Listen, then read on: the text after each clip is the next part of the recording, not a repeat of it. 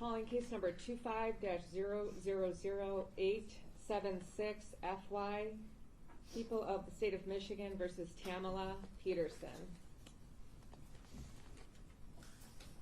Appearances for the record, please. Thank you. Good afternoon, Your Honor. Assistant Attorney General Chris Kessler for the people. Good afternoon, Your Honor. Gerald Gleason on behalf of Ms. Peterson, who is standing in the jury box. Thank you. Ms. Peterson, state your full name for the record. Thank you. This is an arraignment on the information. How are we proceeding? Your Honor, I'll acknowledge receipt of the complaint, waive its formal reading, and she will stand mute to the charges. All right. I'm indicating a waiver of the formal reading of the complaint. A plea of mute will enter to the charged offenses. As these are felony offenses, you do have the right to a probable cause conference within 14 days. That is scheduled for March 19th, 2025 at 2:30 before Judge McGinnis. You also have the right to a preliminary examination. That is a hearing in which the prosecutor has to establish by probable cause that a crime was committed and probable cause that you committed it, and that will occur on March 26, 2025 at 9 a.m. You have retained counsel had you been unable to do so and declared indigent or unable to hire an attorney. One would have been appointed for you, as you do have the right to be represented. You also have the right to remain silent. Anything you say orally or in writing can be used against you in court. Do you understand? All right. So I've entered the plea of not guilty. The next two court dates have been established.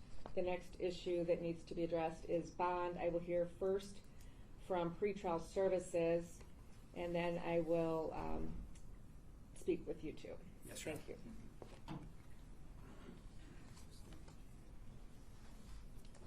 Brenda Rogers, pretrial services. I did not interview the defendant. She did decline requesting her attorney. Therefore, no references were contacted and limited background information was obtained. Records show she's 58 years old, have an address in Brighton, Michigan. Information regarding to employment history, use of alcohol or drugs, or any physical or mental health conditions is unknown. The defendant has no prior criminal history on record. She has no outstanding warrants, no pending matters or holds. And given that there is great concerns for the allegations and the presumption of innocence, the defendant does appear to have a stable residence in Brighton. She does appear to be gainfully employed and has no prior criminal history or history of failing to appear. Therefore, it is respectfully recommended that she be released on personal bond. And it is respectfully recommended the following conditions: pretrial services, no possession of a firearm or dangerous weapon, no contact with the co-defendants in this matter, not to return to any Oxford center, and that she must surrender her passport to the court within 24 hours of release. Thank you. Counsel? Thank you, Your Honor. I think obviously it goes without saying the seriousness and quite frankly the tragic nature of these offenses go without saying. What I would ask the court to take into consideration is, first, when we talk about bond, one of the conditions the court is to consider is protection of the public.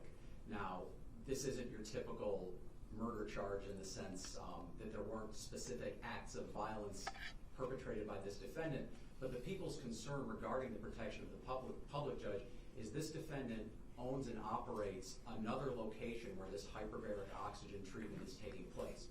And the people believe that the continuing operation of that business poses a serious threat to the public. It is only by the grace of whoever that this hasn't already happened before. And so the people would ask this court to impose a bond condition that this defendant not have any conduct supervising, overseeing, anything related to the business of hyperbaric oxygen treatment, because it's the people's position that the defendant, in her lack of care, is responsible for what happened to the victim in this case, and allowing her to continue to run those businesses the way she has been for years only puts multiple other potential victims in harm's way. I do agree with pretrial services, Judge, obviously, because this defendant has no prior record. There is no history of failing to appear. But with this defendant, much more than any other, Judge, the people are concerned that she is a flight risk. What I will tell you, Judge, is that as part of our investigation, the people discovered that recently the defendant applied for and got a visa to China, which is still active at this time. She also recently purchased an amount of uncirculated Iraqi currency, which is very concerning to the people, especially considering the defendant has ties to people out of the state and out of the country. I would also point out, Judge, that days after the explosion, the defendant admitted to wiping her laptop. She lied to investigators to prevent access to video of the explosion in this case. And a previous investigation reveals that this defendant has told other IT tech in her business to wipe devices to essentially destroy evidence involved in other investigations. Judge, I would note that there are witnesses in this case who I and other investigators have personally spoken to that indicate that this defendant has bullied, threatened, harassed, humiliated, and filed lawsuits against people who, for lack of a better phrase, stand in the way of whatever it is she wants to do. Judge, this defendant also has access to a considerable amount of cash. The business that the defendant ran, the treatments that she was providing were not covered by insurance. And what that means, Judge, is all of the clients of this business had to pay in cash, cash or check. And this is a significant amount of money that this defendant has access to. One of the number of LLCs that her name is attached to boasts about raising hundreds of thousands of dollars in pursuit of, I quite frankly am not sure what. But my concern, Judge, is that this defendant has access, as I said, to a considerable sum of money. She is part owner or linked to a number of different corporations. Quite frankly, Judge, her husband is a forensic accountant, which means they have the means to move and conceal some of this money. And Judge, if I can land this plane, I bring all this up because what is clear in our investigation is that this defendant not only has the means and the ability to leave the state and to leave this country, but she has shown time after time that she has no problem attempting to impede the investigation into her. And quite frankly, Judge, there is no better way to stop an investigation into Tamila Peterson than by her not being here. So that's something that the people would strongly ask this court consider in setting bond conditions in this case. I also agree that if the court is inclined to allow the defendant to be released, again, passport needs to be surrendered immediately. The defendant cannot leave the state without express permission of the court, and obviously any other condition the court sees fit. All right, would you like to say anything as it relates to dangerousness that she poses to the public as a result of the investigation? Well, Judge, again, I think, again, this is because this is a gross negligence kinds of case. It's not that it's the nature of the business that the defendant continues to run to this day. That is the threat that the people are concerned about first and foremost. So the people want this defendant to have no ability to conduct any business or certainly conduct any oversight as it relates to the other Oxford Center location in Brighton. So yes, the people are concerned that she does pose a continuing threat by the nature of the work that she does and the manner in which she does it, I should say. All right, and in the swear to, I don't know if Detective Trigger, are you going to speak today? The prosecution. Okay. In the swear to, I did take some notes from Detective Trigger's swear to, and in that I learned information such as the actual hyperbaric chamber that this young boy died in was past 20,000 cycles a few years ago. Would you like to speak to that? Judge, I don't want to get too much into the facts of the case. Obviously, I think the appropriate time for a lot of that to come out is at the exam. But yes, our investigation has led us to the conclusion that one of the co-defendants in this case was actively tampering with this particular hyperbaric chamber, and all of the evidence leads us to the conclusion that it was done with the permission and perhaps at the order of this defendant. And what, if anything, would you like to say as it relates to, I did also take notes regarding lack of safety protocols, including grounding wires. Yeah, Judge, I think it goes, well, I shouldn't say it goes without saying, but, you know, Judge, the people's position is that this was a very easily preventable situation had the defendant, and again, this defendant as the owner and the boss, for lack of a better word, of these facilities, this could have been prevented so easily if they only would have followed the manufacturer's guidelines, if they would have followed what is considered basic safety precautions. That, in and of itself, gives the people concern. But again, as the court already noted, not only were they not taking precautions, they were affirmatively making things more dangerous by altering the equipment so as it would look as though it was newer than it was. And in fact, one of the things that the people turned up in their investigation is that in the most recent, evaluation of this particular chamber, the number of cycles was less than had been previously recorded. So obviously, Judge, there's, it's very clear what's going on here. And as I said, the people have spoken to a number of witnesses who can and will testify to that fact. All right, thank you. Mr. Gleason?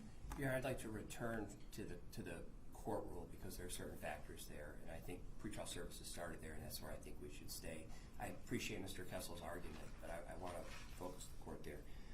First of all, with these proffer about threatening people or wiping disks, there's no obstruction of justice charged here. There's no, and if that had occurred, we'd see a count for obstruction of justice, and we don't have it. So I think that discounts the argument that's being made there. And certainly a no contact provision will certainly protect any issues there. So no obstruction. I'm going to say that's something that we'll see in court. It's not here. With respect to the passport, I have it here for the court.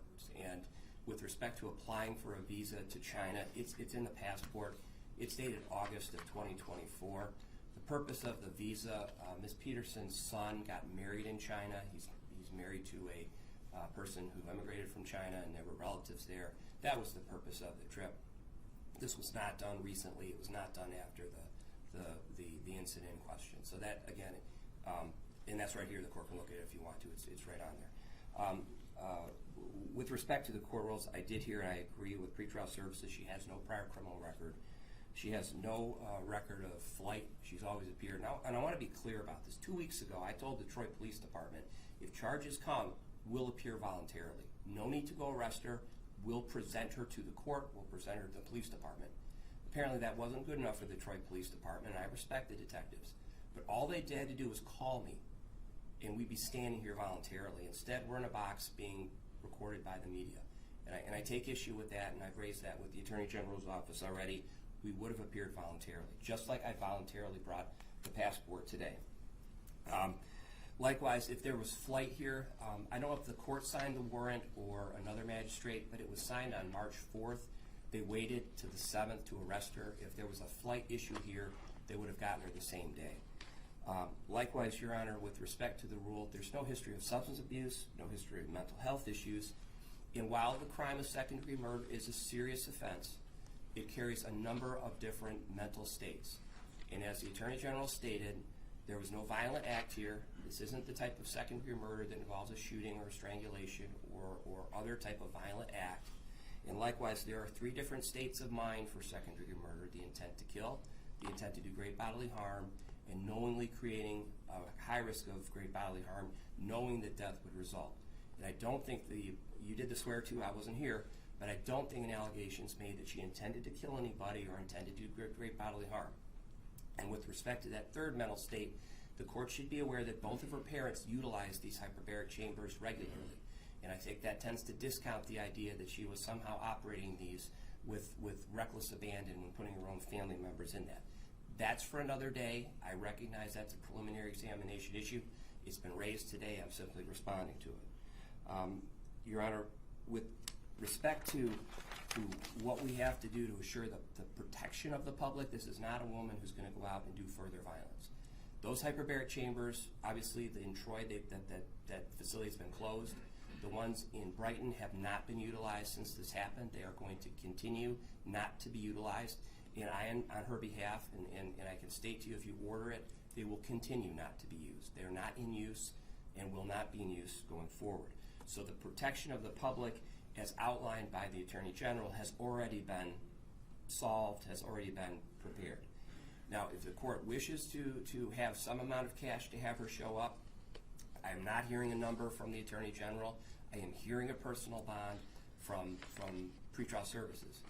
And I recognize what the facts of this case involve. It's a tragic situation. A child has died. There are parents in this courtroom. I'm a parent. I understand that. But in this particular case, this woman does not present a risk of flight, And under the circumstances that we've established at the Brighton facility, there's no risk of danger either. If the court has questions, I'm willing to answer them. But certainly a high bond is not necessary to meet the goals of the court rule here. Thank you. You can have a seat. The purpose of bond is not to punish, it's to ensure the protection of the public and your reappearance in court. This is a very serious case. It involves the death of a young child. It involves the death of a young child in a horrific way. And I'm not going to use the term tragic because I think a lot of what we're looking at was disregard of safety protocols that created the risk of this happening. And that's exactly why we're here today. Had a grounding line been employed, had the tally for how many cycles of this chamber not been altered, it read less than it did in 2022, this child would be alive today. So in my mind, that is an individual that runs a business entity with the goal of making money and throwing safety and caution to the wind. I have heard that she had wiped her laptop, that I also heard from the detective when they were trying to obtain a cell phone. I don't know if that was in a parking lot or where it was. She actually ran from investigators.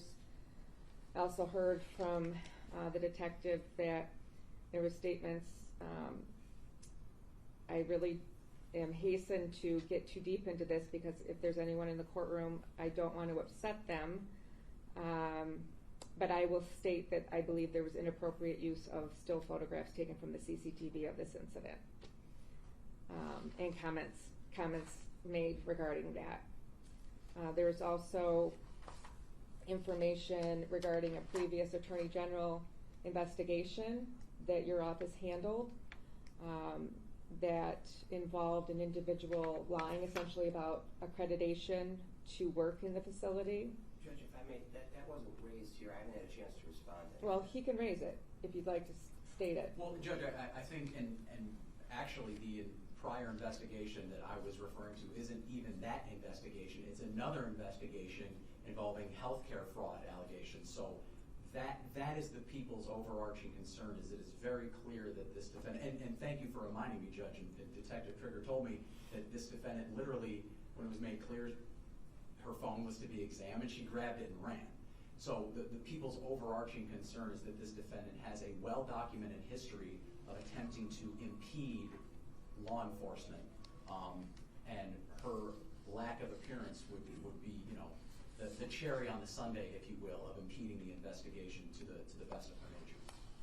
Well, in order to maintain the integrity of the judicial proceeding, I have to ensure that she's not going to continue in behavior that's alleged, that she will appear in court as directed.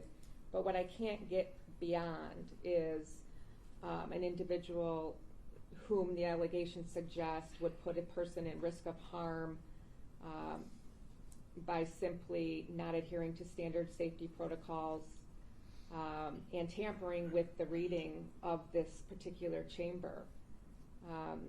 The very nature of the hyperbaric chamber is higher levels of oxygen, highly combustible, risky, dangerous. Should really be handled with the utmost care and concern and respect. The history of Ms. Peterson troubles me as it relates to impeding investigations. This case is of great concern for public safety. If this is how this operation is being run, I'm so relieved that this hasn't happened before. I'm horrified for the family, and I'm not going to call it tragic because, again, I don't think that's the correct term. I think this was foreseeable. Tragedy implies something that's not. She does have access. I will take the passport. We will take that prior to any posting of bond. That will have to be submitted to the police department for safekeeping. She does have essentially a cash business. She has the ability to She has the means to leave. She has the ability to circumvent this investigation based on her history, the best predictor of future behaviors past. But what I'm going to do at this point in time is set her bond in the amount of $2 million with the following conditions. She'll be under the supervision of pretrial services. She will have no contact with Alita Moffet, Gary Markin, or Jeffrey Mosteller. She will not return to the Oxford Center, neither virtually or in person, the Troy location or the Brighton location. She shall submit her passport prior to release. She will be affixed with a GPS tether, steel cuff prior to release, with home confinement and restricted leave. No contact with any current or past employee, officer, service provider, or maintenance entity which has had any contact with the hyperbaric chamber in question. Do not leave the state of Michigan without permission of the court. Personally appear for all court proceedings. No new criminal offenses or activity. And immediately notify the court in writing of any address, phone number, or email changes. No corporation or business entity of which defendant is, was, an owner, officer, or director of care, past or present, shall operate a hyperbaric chamber in the state of Michigan. The Oxford Centers shall cease all operations related to hyperbaric chambers. Your Honor, if I may? One moment. Yes, ma'am.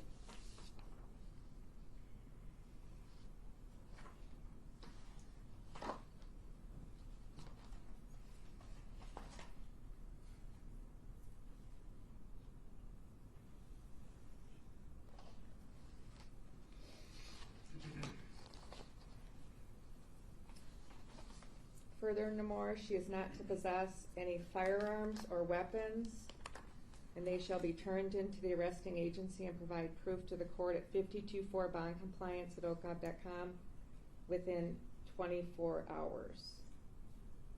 Mr. Gleason. Your Honor, would the court consider a 10% provision? That's a very substantial bond. The bond that I set is actually lower than I anticipated. You're the judge. Thank you.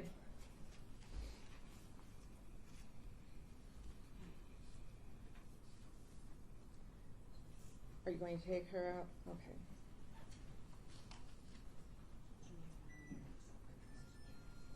I don't think they should.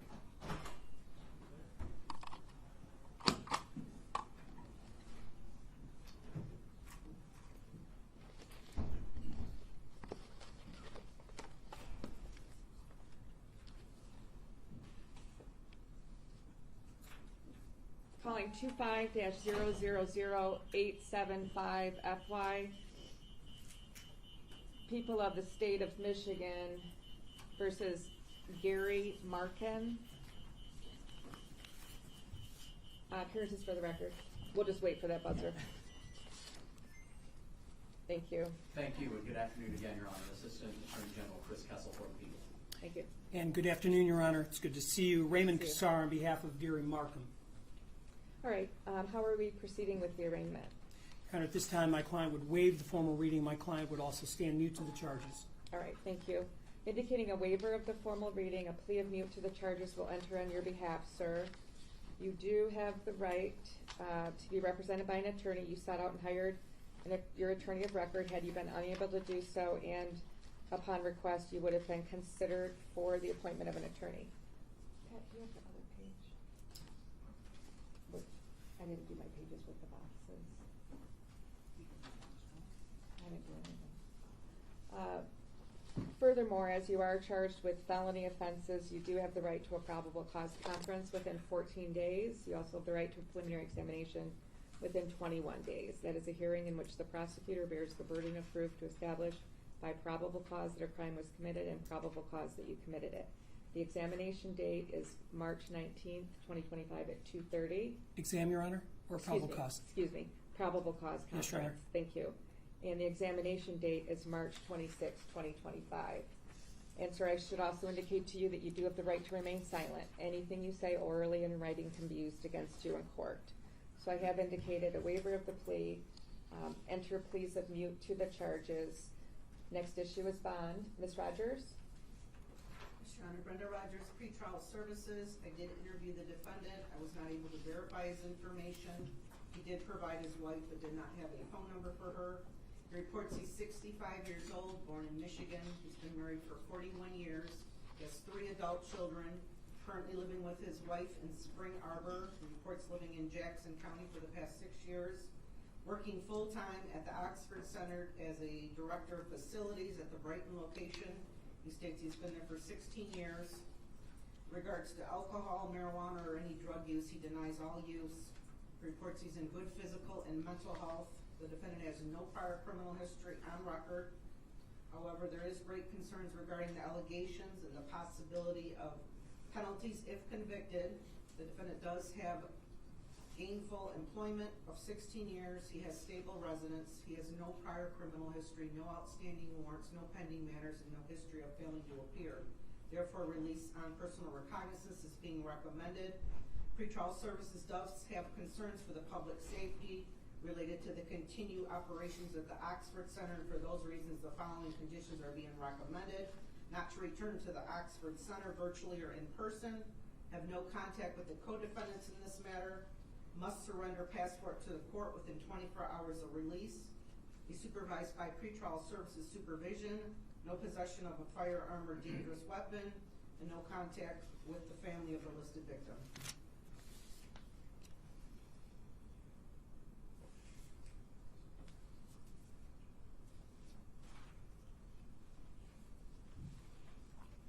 Mr. Gleason, I'm adding that as a condition of bond to your client as well, no contact with the family of the listed victim. Yes, Your Honor. All right, thank you. Counsel. Thank you, Judge. Again, I think we don't need to go over some of the more, some of the specifics regarding the seriousness of the case. I will say that the people outside of the general concern about flight in a case this serious, we don't share the same concern about flight with respect to this defendant as we did with Ms. Peterson, for the reasons that we stated on the court, to the court. But again, we are greatly concerned, as we talked about with respect to Ms. Peterson, that this defendant was personally involved in altering these machines in a way that made them seem like they were safer than they were, made them seem that way to the manufacturer, made them seem that way to the patients. And again, in this case, it was this one specific machine that multiple witnesses have identified that this defendant was working on, rolling back those numbers, in essence. I hesitate to use this phrase, Judge, but I don't know one that's more applicable. He was literally making this a ticking time bomb. That's what his actions were doing.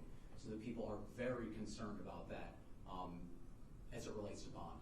Otherwise, I think the rest of the factors have been addressed with respect to Ms. Peterson, so I don't have anything additional. Actually, other than to say, and I suspect the court is leaning this way, that this defendant, as part of his bond conditions, should have nothing to do with the Oxford Center or any other hyperbaric oxygen treatment facilities or treatments or anything of that nature. Thank you. Counsel? Thank you, Your Honor. Your Honor, first and foremost, we do recognize the seriousness of the charges. At Attorney General Nestle's press conference a couple hours ago, she indicated these are merely charges and the accused is presumed innocent. And I want to keep that in the court's mind, that he's presumed innocent. I will tell you that Mr. Markin has not been to the Oxford Troy facility in over 3 years. I don't know where the information is coming from that he is rolling back any of these things, but I can tell you that we're confident he hasn't been to that facility because he worked at the Brighton facility. However, Your Honor, with respect to protection of the public, there's no concern that he is going to do anything at this point in time to endanger the public or do anything that would cause the court concern to the public. He didn't operate these machines, Your Honor. He was a facilities manager, and I'm sure that's going to come out at the time of the preliminary exam. Your Honor, with respect to previous criminal history, none. 65 years old, married 41 years. His entire family is in this courtroom. They support him. He was on salary. He was not making a huge amount of money at this corporation. He does not have ties to any other countries. He doesn't have any major assets to give to the court. But I will tell you the most important thing that the court should know and take into consideration is that we were offered an opportunity to sit down with the authorities, and we agreed to sit down with the authorities with the understanding that we could bring this man in when the charges came due. He sat down with the authorities, explained his role, explained his involvement in this, gave his passcode to his phone, and we were under the impression that we would be able to bring him in today, walking him in as opposed to him in handcuffs. Your Honor, I think that goes a long way towards your recommendation for bond. If this guy's willing to sit down with the authorities and give his side of the story freely and voluntarily, then you have to take that into consideration. And I know Sergeant Flood's in the courtroom, and he would be nodding his head right now and saying, yes, that's correct. He did sit down. He did agree. Others may or may not have done that, but we did, Your Honor. Your Honor, he's cooperated again with the police. He is battling skin cancer. He is scheduled for surgery April 1st. I think the court should take that into consideration. I think that makes sense. He's led a full life of law-abiding. Now, I don't know what proofs they're going to be able to show with respect to rolling back these tickers or these things, but I think that they've got a heavy burden to show that he knowingly did this and that he knowingly knew there was a risk of harm, of death in a case like this. Your Honor, with respect to probability of appearance, he lives here in Michigan. He's lived in Michigan all his life. There is no reason for him to leave. Again, I bring up the fact that why would he sit down with the authorities and discuss the case with them when they were in need of information that he provided? Your Honor, I think the recommendation for a high bond wouldn't, if there's a recommendation for a high bond, I would disagree with it. I think pretrial service is correct. A personal bond makes sense. You can achieve all these goals by giving him a personal bond with conditions like a GPS tether. If you want to keep track of him, that's fine. A GPS tether makes sense. There was no reason that he would flee. There's no reason that he would leave the jurisdiction. I'm asking the court to allow us to really represent him instead of representing him behind bars. I'm assuming there's going to be volumes of discovery in this case, Judge.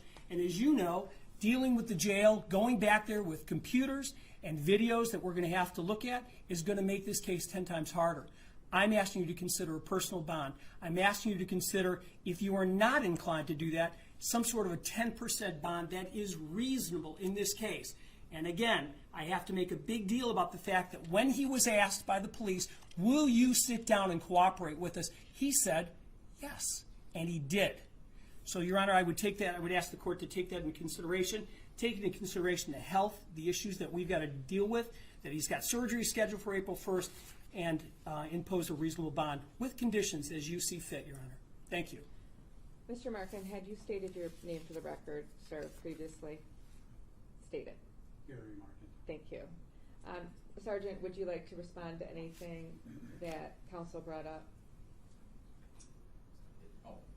Sergeant Flood is. Oh, Sergeant Flood? I was going to say. Yes. Would you like to reply to any of that? Oh, counsel said it's correct. And if, okay, thank you. All right, so again, purpose of bond is twofold. It's to ensure your appearance in court as well as protection of the public. This case, by the very nature of the allegations, a hyperbaric chamber with high saturations of oxygen is essentially a ticking time bomb. If that unit is tampered with, it becomes Russian roulette for whoever gets into that chamber. This was a 5-year-old boy. His life is gone. His mother essentially did what all parents would say, I would walk through fire for you.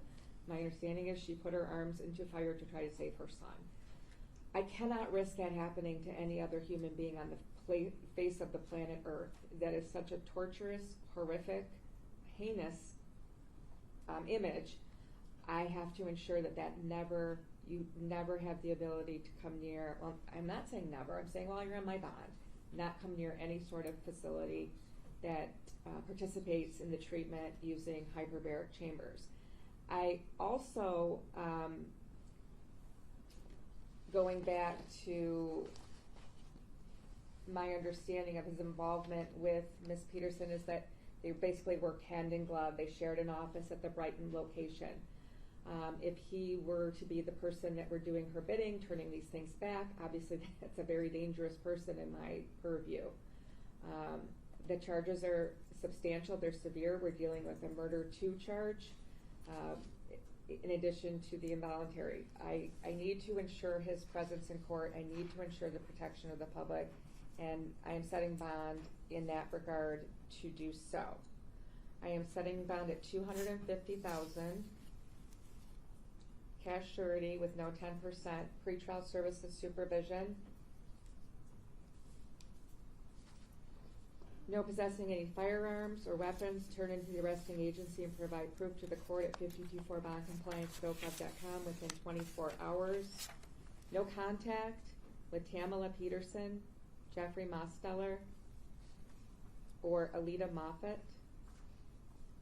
Do not return to the Oxford Centers in Brighton or Troy, virtually or in person. There will be a GPS tether prior to release, passport turned in prior to the release to the police department, with home confinement, restricted leave, attorney, medical, and court.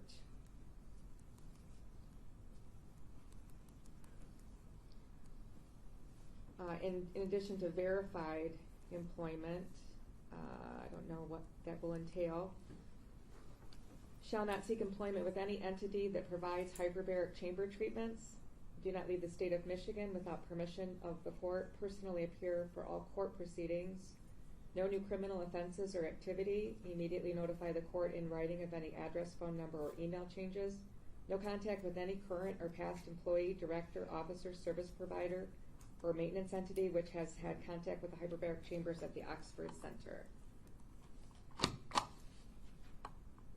Any questions? All right, you can be seated, sir. Thank you, Your Honor.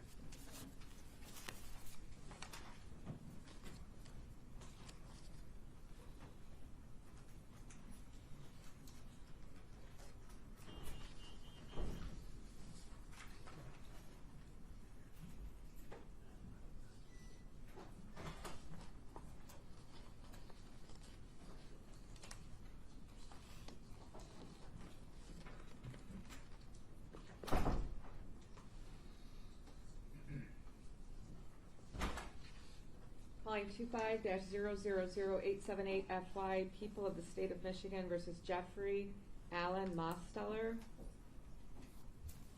Appearances for the record, please. Thank you. Good afternoon again, Your Honor. Assistant Attorney General Chris Kessel for the people.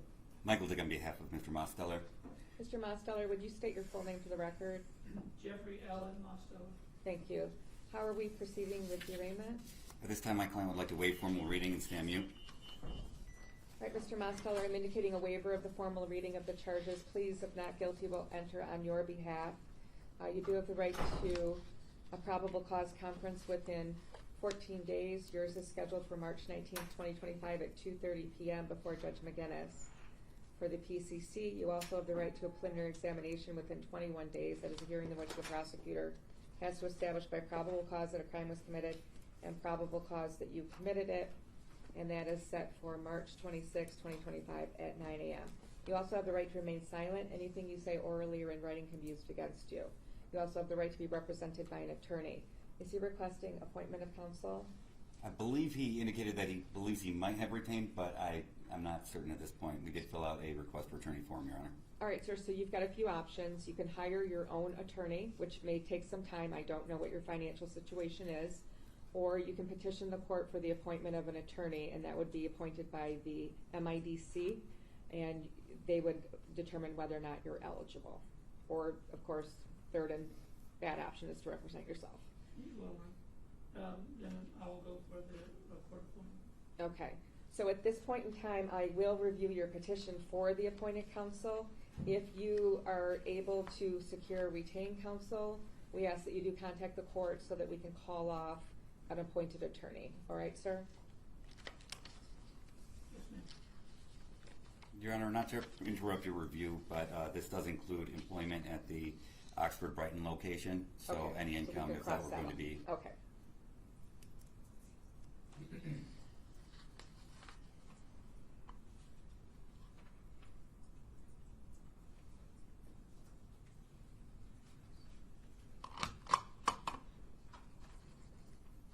All right, so based on the information that's been provided, taking out any income from the Oxford Center, I do find that you would qualify for the appointment of an attorney.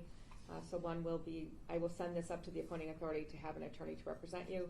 Does your phone number end 6719? Yes, ma'am. All right, thank you. The next issue is bond, purpose of which is to ensure your presence in court as well as protection of the public. Ms. Rogers? Commissioner Brenda Rogers, pretrial services. I did interview the defendant. Bill report was completed by investigator Heather Golan. She was able to verify the defendant's personal information with his girlfriend Pamela Vera. The defendant is 64 years old, born in Georgia. He is divorced since 2016. He has no children. Reports living in Clinton Township with his life partner Pamela since 2019. He does report full-time employment at the Oxford Center in Brighton, Michigan as a safety director and educator. He states he's been there since July of 2019. He does report he's obtained an associate's degree in underwater technology. He denies any use of alcohol, marijuana, or illegal drugs. No history of substance abuse was reported. He states he's in good physical and mental health. He reports that he was arrested on this offense during a traffic stop in Clinton Township on yesterday's date. Defendant has no prior criminal history on record, no outstanding warrants or holds, or history of failing to appear, no pending matters. While there is great concern regarding the allegations and possible penalties if convicted, there is no reason to suggest that he's a threat to the community at a large or a flight risk, given his stable residence and employment. Also, given the concerns for public safety, pretrial services have concerns regarding the continued operations at the Oxford Center. For that reason, we are recommending the defendant not return to the Oxford Center either virtually or in person. He be released on personal recognizance, supervised by pretrial services supervision, no possession of a firearm or dangerous weapon, no contact with the listed co-defendants or the family of the listed victim, not to return to any Oxford Center, must surrender his passport to the court within 24 hours of release.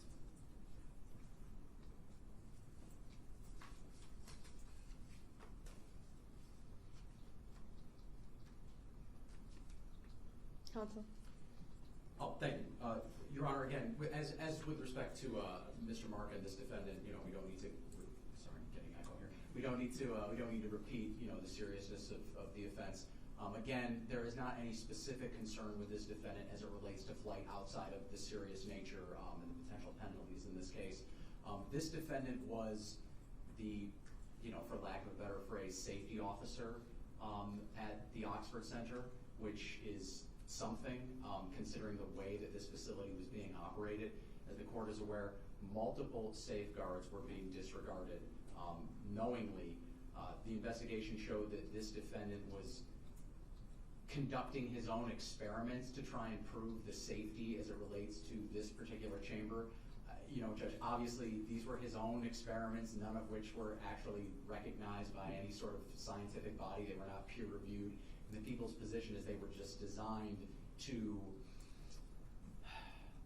hide the actual safeguards that were being disregarded, that these experiments were meant to show the under-employees that what they were doing was safe because look at these experiments that he conducted. So that, again, is to Mr. Markin, that is the people's concern that this defendant have no contact with and have nothing to do with any sort of hyperbaric oxygen treatment or really any other treatment involving oxygen as well. I would ask the court to incorporate those into its bond conditions. All right, thank you. Your Honor, we are asking for a reasonable bond. My client has no prior criminal charges or convictions, no prior failure to appear. I have no doubt that if he were made aware of the charges, he would have appeared in court today on his own volition rather than being pulled over in a traffic stop in which there were no new pending charges or tickets issued. I believe he was just stopped like many of the other defendants here in order to be picked up at the same time. A lot of the safety concerns I believe can be adequately addressed through the terms of his bond. Though through any specific ones that were just mentioned, I don't feel confident directly speaking to those as I am not going to be his counsel moving forward, so I don't want to speak to any specific allegations. But other than his clean record, we would ask for a reasonable bond in this place, Your Honor. All right, once again, purpose of bond, twofold, ensure your presence in court, protection of the public. As a safety director, the allegations suggest that you were the fail stop, taking direction purportedly from someone above you as how to run this facility. And what the prosecutors just indicated to me is frightening, that safeguards were not utilized, experiments were done to show employees, lead them down a wrong path, that things were safe when obviously they were not. Tragically, not going to use that word.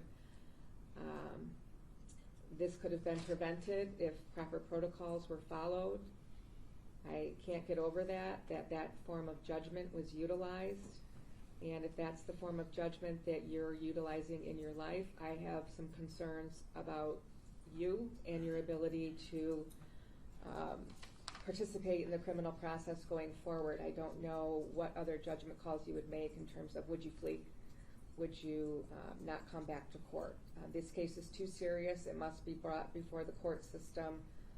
For those reasons, and incorporating by reference other statements previously made on the record, I am setting your bond at $250,000, cash surety, no 10%, pretrial services supervision,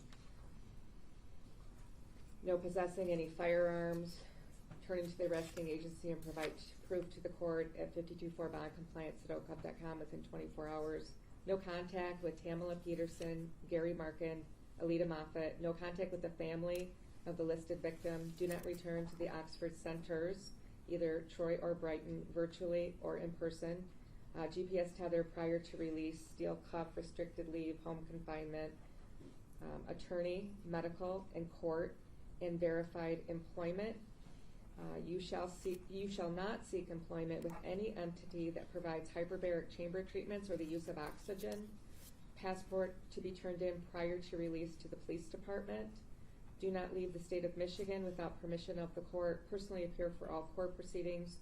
No new criminal offenses or activity, and immediately notify the court in writing of any address, phone number, and or email changes. And I haven't confirmed any of these defendants' addresses on the record for a purpose, and that's because everything's being recorded and I'm not trying to turn everyone's address to the public. But we will need to confirm that prior to everyone departing today. No contact with any current or past employee, director, officer, or service provider or maintenance entity which has had any contact with hyperbaric chambers at the Oxford Center. Any questions, sir, regarding your bond or any of its conditions? No, ma'am. Have a seat, sir. Thank you, Your Honor. Or actually, you can go with the officers.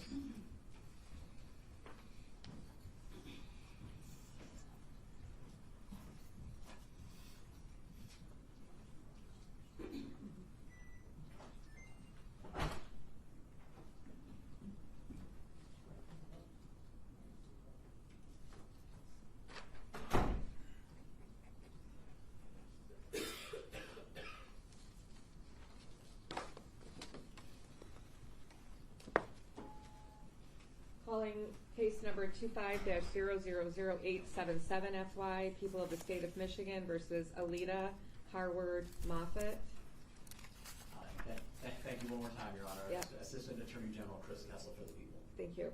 Good afternoon. Ellen Michaels on behalf of Alita Moffet. My P number is 67943. Thank you. Would you please state your full name for the record? And counsel, just to inform you, I was handed a stack of what appeared to be letters in support. I did not read them because I did not believe they were submitted to you at that time. They were, Judge. Okay. I spoke with counsel yesterday. She let me know they were coming. Okay. I did have a chance to have a look. All right, thank you. So I can review those, or you can summarize those, whichever is your preference. But in the first instance, we are here for an arraignment. So how are we proceeding? Well, for purposes of the arraignment, we'll waive formal reading and I'll stand my client mute. All right. So I'm indicating a waiver of the formal reading. A plea of mute enters on your behalf to the charges. Would Your Honor be willing to step away from the bench for 5-10 minutes to review those letters? I would. We would prefer that. My concern was just that. I wanted to make sure that they were provided. I see that. Yes. I didn't want to assume that. So I understand. I should have let the clerk know. I did actually. Okay. Either way, I sent the letters to the Attorney General last night with a follow-up this morning on some additional letters, and all of those were hard copies given to the staff of the court. Okay, so let's get through to the arraignment stage, to the bond stage, and then I'll take a brief break, okay? Thank you. All right, so this is a 2-count complaint. How are we proceeding with the actual arraignment? We waive formal reading and stand Okay. my client mute. All right, so I've indicated a waiver of the formal reading, a plea of mute to the charges is entered on your client's behalf. Ma'am, you do have the right to have a probable cause conference within 14 days. That is a hearing in which the prosecutor, not that one, probable cause conference within 14 days. That's going to be scheduled for March 19th, 2025, Judge McGinnis at 2:30. You also have the right to a preliminary examination within 21 days. That is a hearing in which the prosecutor has to establish by probable cause that a crime was committed and probable cause that you committed it. So that will be March 26th, 2025 at 9 a.m. You do also have the right to remain silent. Anything you say orally or in writing can be used against you in court. You hired an attorney, so you retain counsel. Had you been unable to do so and upon request, you would have been considered for appointed counsel and had appointed counsel if you were eligible. Any questions so far, ma'am? All right. So I am going to take the letters into chambers, and I'll take about a 15-minute break, and then we'll reconvene and address bond. Thank you so much. Thank you. For your honor.